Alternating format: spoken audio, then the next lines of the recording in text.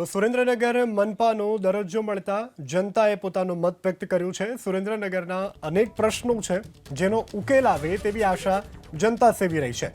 Road રસ્તા પાણી ગટર અને સ્વચ્છતાનો અભાવ સુરેન્દ્રનગરમાં છે। મનપાનો દરજ્જો આવતા હવે રોડ રસ્તા સારા થાય તેવી આશા જનતા વ્યક્ત કરી રહી છે। ટેક્સ વધશે પણ તેની સામે સુવિધા પણ વધવી જોઈએ। હવે વાતો નહીં પણ વિકાસના કામો થવા જોઈએ તેવો જનતાનો મત છે। મનપાનો દરજ્જો મળતા ભ્રષ્ટાચારમાં ઘટાડો થાય તેવી પણ જનતાને આશા છે। અમે એવું અપેક્ષા રાખી છે કે હાલની પરિસ્થિતિ એવી છે કે રોડ રસ્તા પાણી ઉગરગટ કરી છે એની કોઈ પણ જાતની સ્વચ્છતા તથા જીબીના કેટલા એવા પ્રશ્નો છે એ બધા સોલ્વ થવા જોઈએ। પણ મને એવું લાગે છે કે જ્યારે મ્યુનિસિપાલિટી હતી તેમ છતાં એનું કોઈ નિરાકરણ નથી આવ્યું।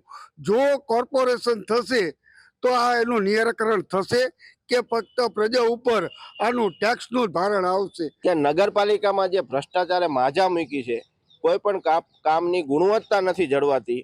આજ રોડ બનાવ્યો એને મહિનામાં કાંકરા ઉખડવા માંડે।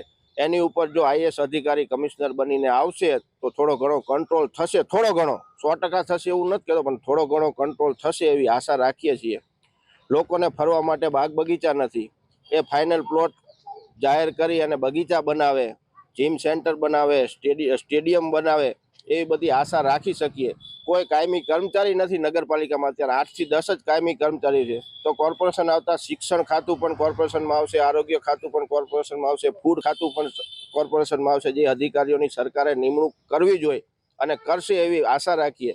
ત્યારે એક આનંદ છે, પણ આનંદ સાથે સાથે એક દુઃખ છે।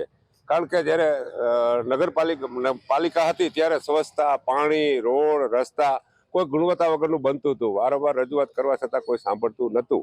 અને એવું પણ છે કે અહીંયા ચીફ ઓફિસરને રજૂઆત કર્યા પછી એની એક કોપી કલેક્ટરશ્રીને આપેલી હોય તો કલેક્ટરશ્રી સાહેબ દ્વારા પણ એના કોઈ નિરાકરણ આવેલા નથી।